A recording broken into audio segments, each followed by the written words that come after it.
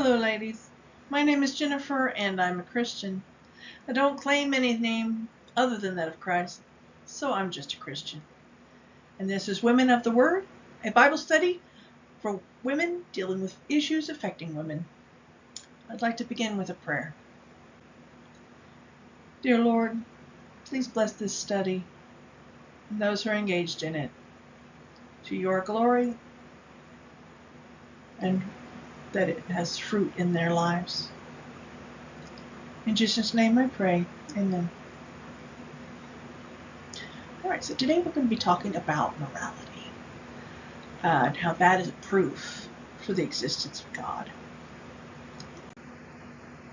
There's two different kinds of morality, objective and subjective, and we'll be talking about the difference between those. We're going to show that objective morality does exist, and that it does not exist in nature, so it has to come from outside.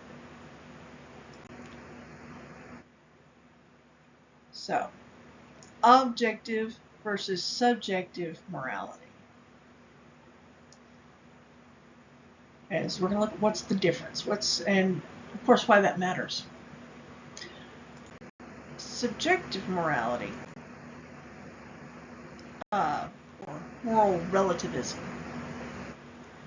it's giving something a moral value based on our own beliefs, our feelings or desires, or those of a given society, or even those of a given religion. Is it based on opinion, or is it based on fact? Can morality be based on fact? Are some things just wrong?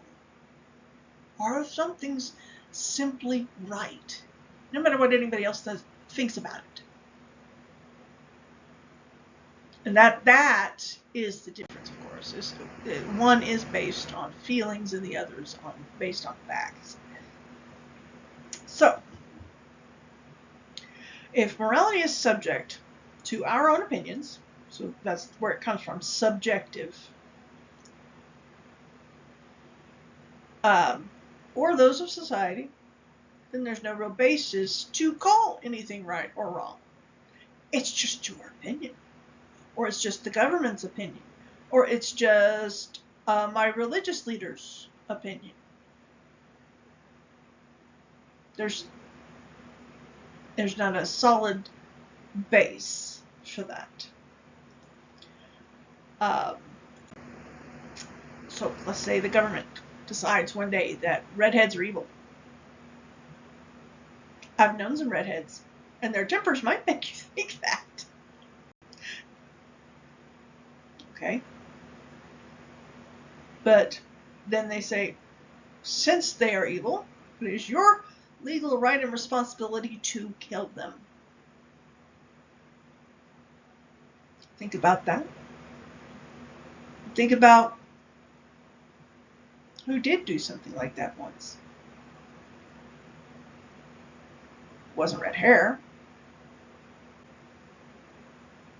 It was being a Jew. Or it was being black.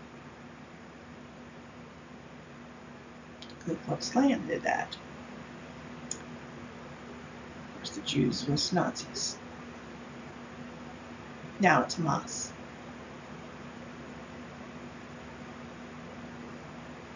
That seems to be an ongoing theme through history.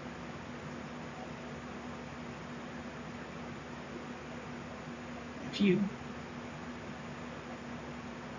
decide something that is not controllable, such as race or skin tone or hair color or place of birth, is wrong, then you can declare that it is moral to destroy it. They can do this with ideas. You could say that If Muslims are wrong, you can kill them. Muslims say that since Christians are wrong, you can kill them.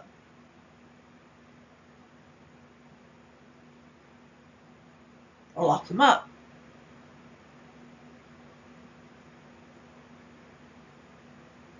And don't forget, all of this is perfectly acceptable. It's perfectly as acceptable to one as to the other. If Muslims can do it to Christians, Christians can do it to Muslims, and vice versa. And so you have to think about that when you're trying to use subjective morality as your basis. Various instances of that kind of moral thinking include, but are not limited to, Jim Crow laws, where black people were legally discriminated against to prevent them from voting, among other things. The culture of the American South had decided that whites were better, and so these laws were culturally correct. Another is China's one-child policy, where a couple was not allowed to have more than one child.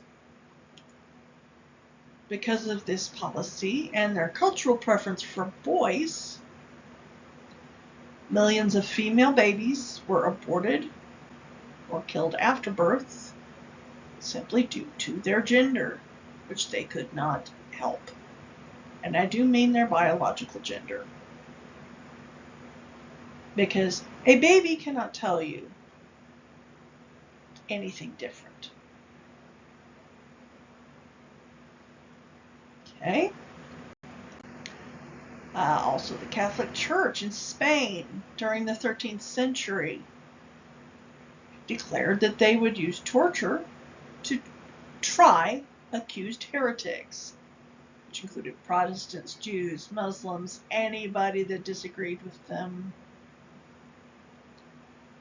And note that these were religious people. So no, I don't think that religious people are somehow immune to that.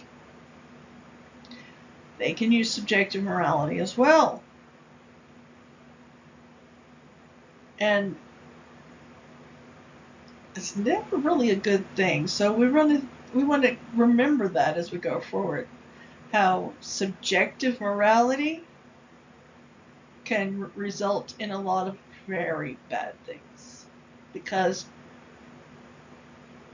it's based on opinion, and opinion's mutable, changeable. Objective morality, on the other hand, is giving something a moral value that is based on facts rather than anyone's opinions or any society's opinions. Things become right or wrong simply because they are.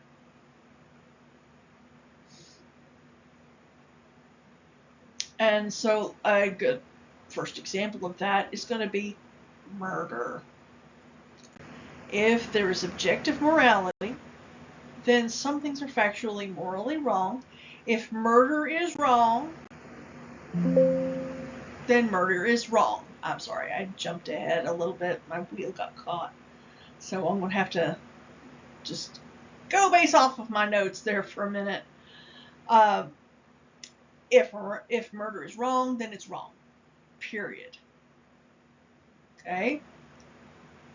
No matter the subjective reasons for doing it. If murder is wrong, it is wrong to kill people just because they have red hair, even if the government ordered them to be killed.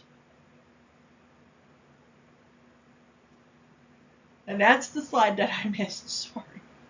So the examples of murder that we talked about are wrong, despite their approval by governments and religious leaders. Racial discrimination is wrong, no matter who tells you anything different, and no matter which race you're talking about. It is wrong to discriminate against blacks, against Mexicans, against Asians, against whites. All of it is wrong, very wrong. And that is a fact.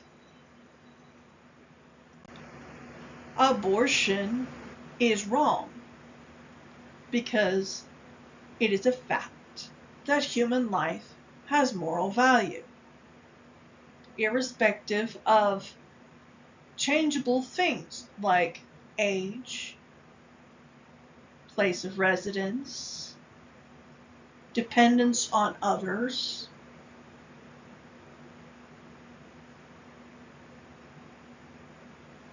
ability to survive,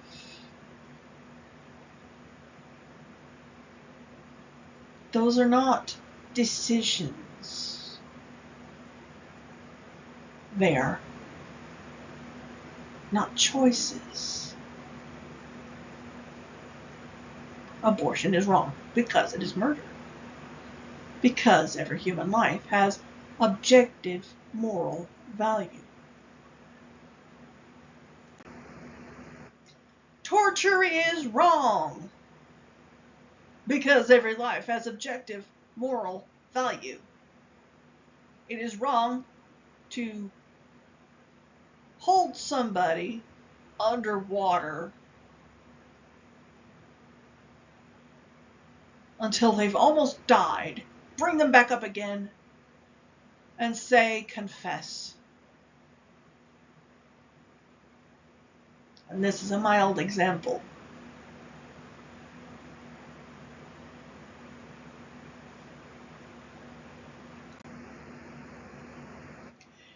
So,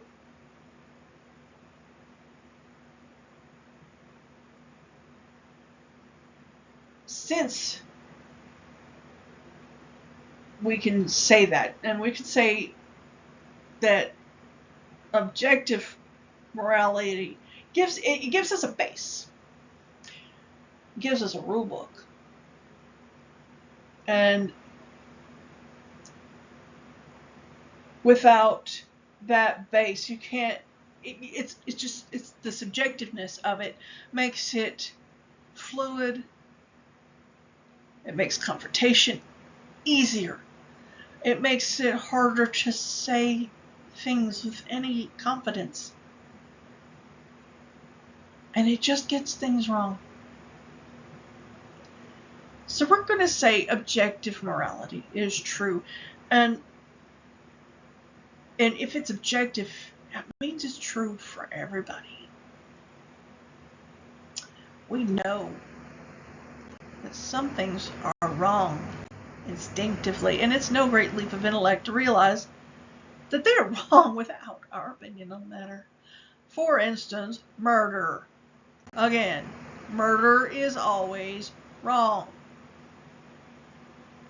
Your opinion does not matter. Murder is wrong.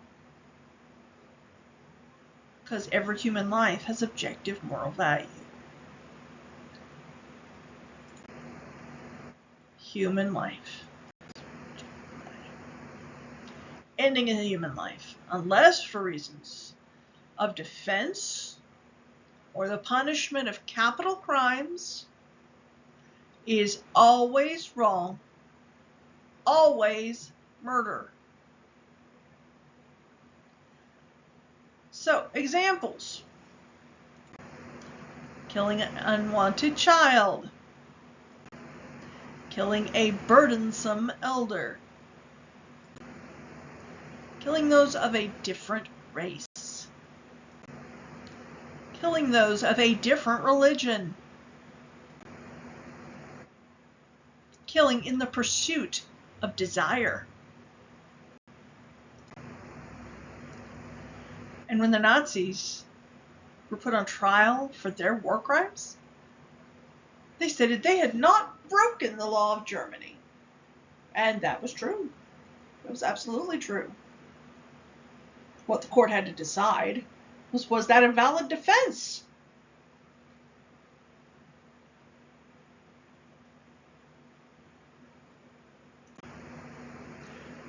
Germany's law stated that the Jews were less than human, so killing them was not murder.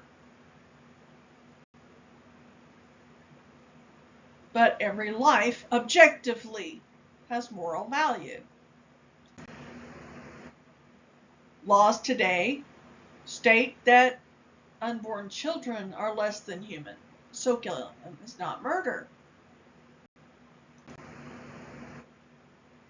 There have always been laws that dehumanized various groups in many countries so that they could kill them and say that it is not murder. The Nazis were convicted, not of violating German law, which they were following, not of violating U.S. law, which they were not subject to, and not of violating international law, which did not yet exist in 1946, which is when these trials took place.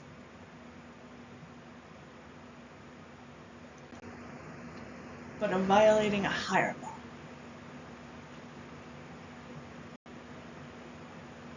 Yes, a higher law.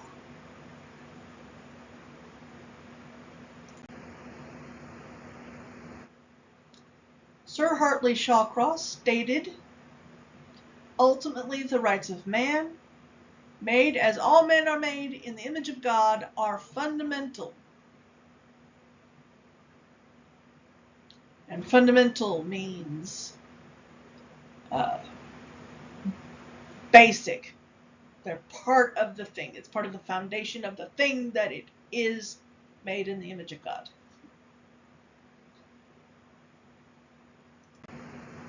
And then Chief Justice Robert Jackson, who was over that court, said, as an international military tribunal, that court was, that court rose above the provincial and transient. So by what standard are we held?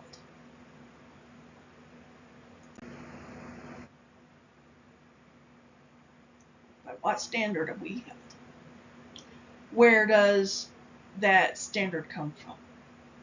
What rises above the provincial or national, transient, temporary?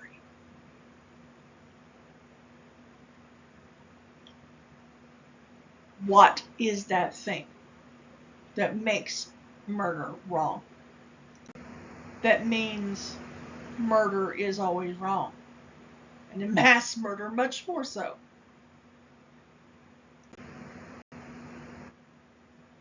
It's wrong no matter what the government of a nation says. It's wrong because evil and good can be defined without human intervention or opinion. It's simply wrong. It's evil.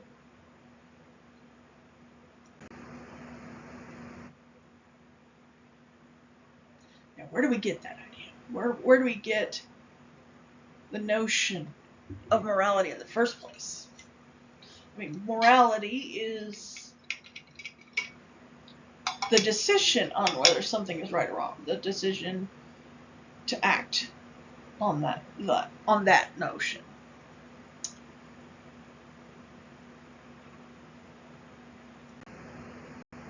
So, does morality exist in nature? Did we get it through evolution? Let's take a look at that. Let's say a coyote comes into a neighborhood and drags off a small child to eat. You're gonna put him in prison and put him on trial? Coffee, by the way.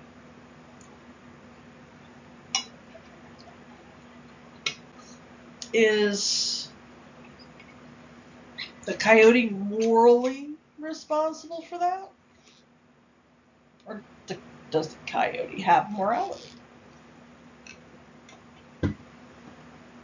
No. It's not held morally responsible. It's not captured and put on trial. It's not. It's just being an animal. Predation is a matter of survival for the animal. It eats because it's hungry, because it has to survive to make more coyotes. The fact that that child means something to you doesn't mean it means something to the coyote, other than food. Because he's just being an animal and he has no moral standard.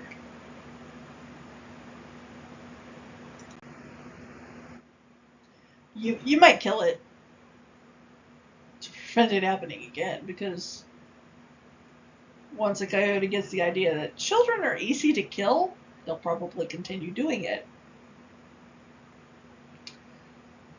But you're not killing it because it's guilty of something. It didn't commit a moral wrong. Because it doesn't have a moral standard. It doesn't have that rule book. Animals just don't have morals. They have instincts. They have feelings. They have intelligence. But they don't have morals. And that intelligence doesn't lead them to having sentience. They don't have what we call human will. That's not part of animals.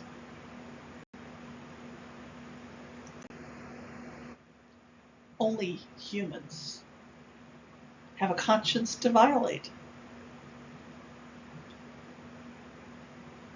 You know, you can tell a kitty cat, bad kitty. That's just to get across to the animal that you are not pleased with what they have done.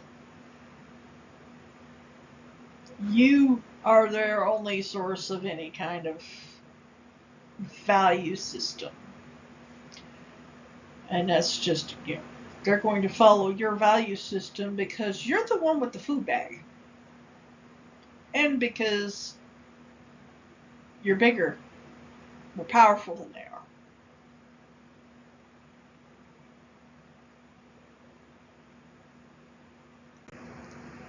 The coyote doesn't feel guilty of eating the child because he's just food. Humans feel remorse and guilt when they have killed. Well, unless they're deficient in some way. They kill people for reasons that have nothing to do with food. Greed, jealousy, wrath.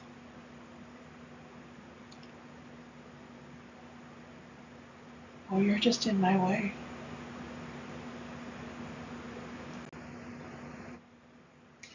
So, if morality does not come from nature, we could not have inherited it from nature.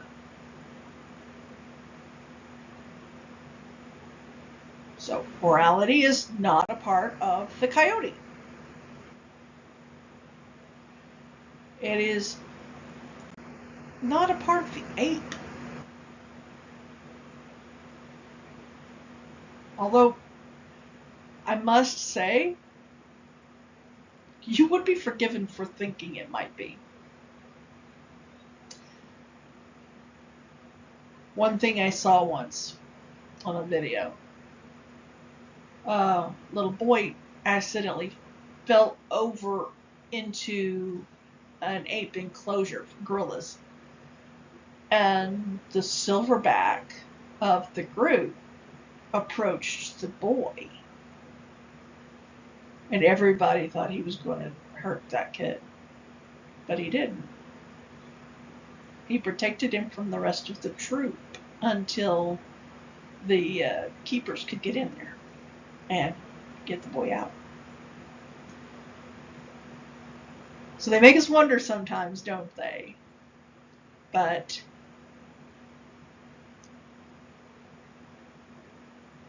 it's a small thing that we were all surprised by it for a reason. Morality isn't a part of his life. He had an impulse. It may have just been, that's a baby impulse, and baby has to be protected from other people. Because I've also seen that happen where a gorilla will protect the smaller and the females from other males in the group.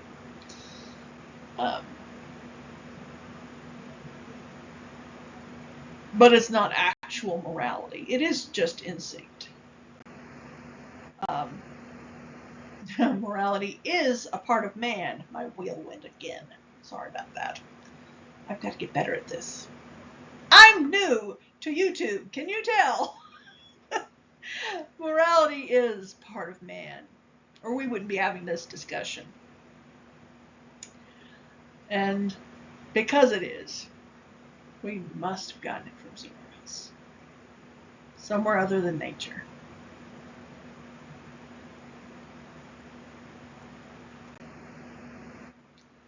So, since objective morality is true, and because it did not come to us through evolution, we must conclude that it was given to us from another source. Moral law demands a moral lawgiver just as design demands a designer. Both are information, and the only known source of information is intelligence. Now, next week, we're going to look at one of the main objections to the existence of God in the existence of evil, pain, and suffering. And if you like what I'm doing, make sure that you hit that like button. Subscribe to the channel, hit the notification bell so that you will be notified every time I post. And I hope that you have a wonderful week, ladies. I'll see you next Monday at 6:30 p.m. for Women of the Word.